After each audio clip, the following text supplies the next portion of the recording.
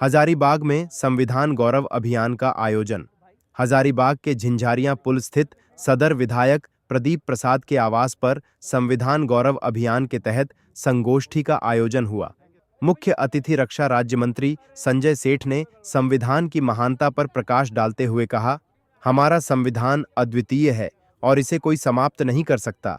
प्रधानमंत्री नरेंद्र मोदी के नेतृत्व में इसे जन जन तक पहुंचाने का प्रयास जारी है। कार्यक्रम में हजारीबाग के सांसद मनीष जायसवाल, विधायक मनोज कुमार यादव, अमित कुमार यादव और प्रदीप प्रसाद समेत कई अन्य नेता उपस्थित रहे।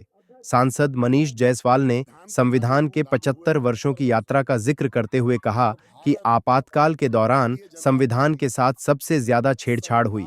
उन्होंने बाबा साहेब अंबेडकर को सच्चा सम्मान भाजपा द्वारा दिए जाने की बात कही। कार्यक्रम में संविधान की स्थिरता, उसकी गरिमा और बाबा साहेब के योगदान को जन जन तक पहुंचाने पर जोर दिया गया। संविधान को लागू हुए 75 वर्ष हो गए और भारतीय जनता पार्टी संविधान गौरव यात्रा के माध्यम से, संविधान गौरव अभियान के माध्यम से पूरे देश में ये जो महान हमारा जो संविधान है उसको हम लोग लेकर के आगे बढ़ रहे हैं और उसका जो है गाथा लोगों के बीच में रख रहे हैं। ये संविधान ही है, ये बाबा साहब अंबेडकर जी का दिया हुआ संविधान ही है जिससे कि हर चीज गाइडेड आज के दिन में।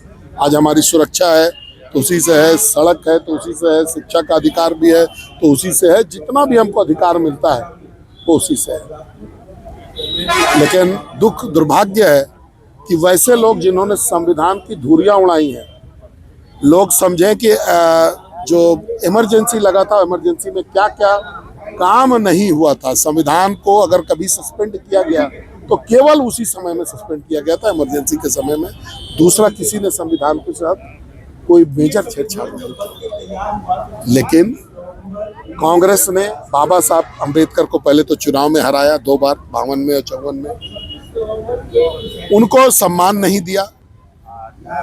उनको सम्मान देने का काम भारतीय जनता पार्टी ने किया। अगर उनको पद्म पुरस्कार आज मिला तो भारतीय जनता पार्टी के पीरियड में मिला। किसने रोका था उनको कांग्रेस को देने से?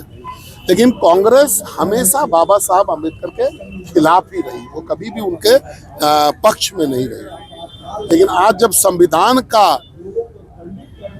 वोट के मामले में अगर एडवांटेज देने का बात हो तो कम से देखिएगा कि कांग्रेस के सभी लीडर संविधान को ऐसे अपने दिल से लगा करके घूम रहे हैं। उस संविधान में अंदर कुछ लिखा हुआ हो ना हो, पन्ना ब्लैंक हो, संविधान में कितना पेज है इसकी जानकारी भले ही उनके नेता को हो नहीं हो, लेकिन फिर भी संविधान को महत्वपूर्ण मानने वाली पार्टियां आज सड़क पे घूम घूम करके संविधान की दुहाई देते चल रही है। यहाँ के लोग जानते हैं कि कैसे कांग्रेस ने संविधान की धज्जी उड़ाई है, कैसे कांग्रेस ने बाबा साहब अंबेडकर का अपमान किया है। और अगर बाबा साहब का सम्मान इस देश में है तो भारतीय जनता पार्टी के लोगों ने उनको सम्मान देने का काम किया है। इस संविधान गौरव अभियान के माध्यम से हम लोग जन जन तक ये मैसेज पहुंचा रहे हैं कि हमारा संविधान महान है। हमारे संविधान को कोई भी व्यक्ति इसको खत्म नहीं कर सकता। जब तक प्रधानमंत्री नरेंद्र मोदी जी हैं, जब तक भारतीय जनता पार्टी का कार्यकर्ता और सिपाही इस देश में है, तब तक ये हमेशा चलता रहेगा। क्योंकि संविधान को जितना तार तार नेहरू खानदान ने किया है, क्योंकि आप जानते हो कि लोकतंत्र लोक लाभ से अब इनको सुबुद्धि आए, इस पवित्र, हम तो उसको ग्रंथ मानते हैं कि बाबा साहब अंबेडकर, और बाबा साहब अंबेडकर को भी नेहरू खानदान ने क्या किया, सरदार पटेल के साथ क्या किया। अब इतने विद्वान, हमेशा कांग्रेस पार्टी ने इन दोनों महान व्यक्तित्व को नीचा दिखाना।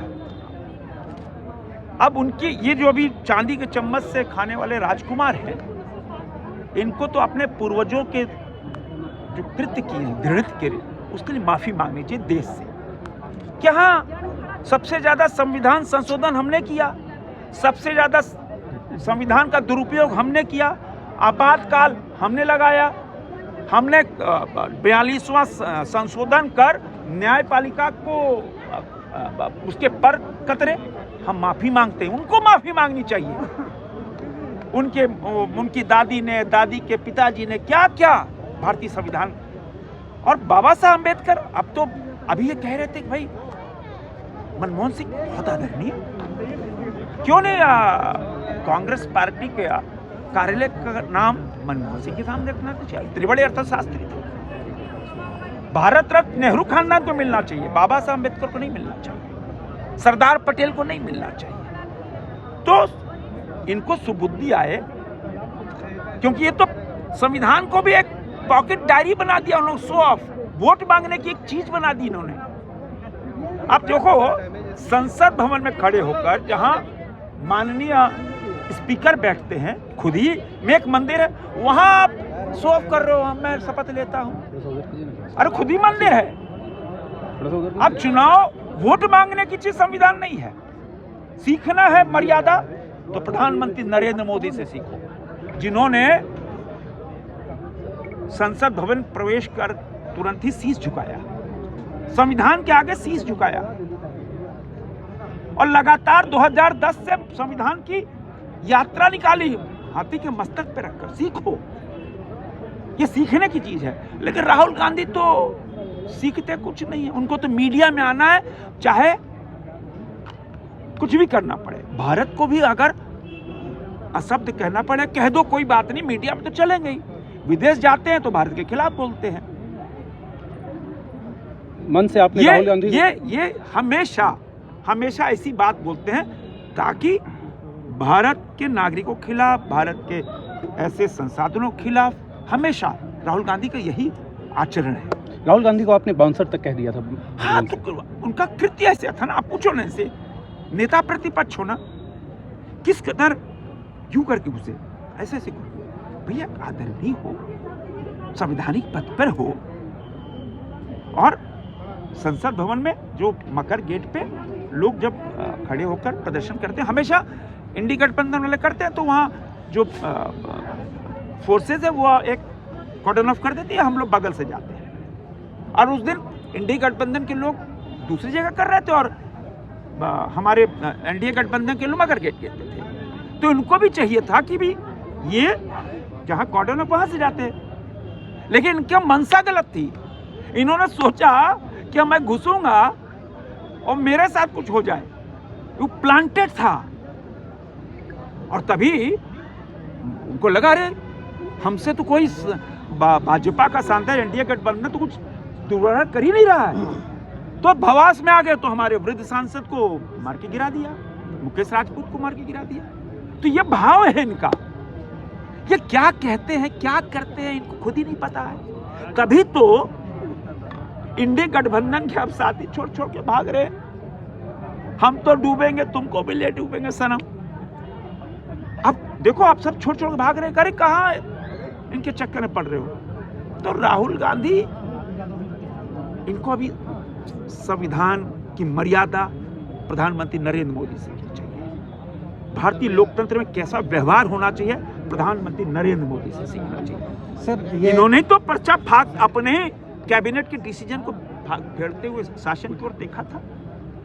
तो ये मर्यादा क्या होती है, ये तो अभी हम क्या कह सकते हैं, उनके बारे में बोलना ही हमको लगता है कि उचित नहीं है।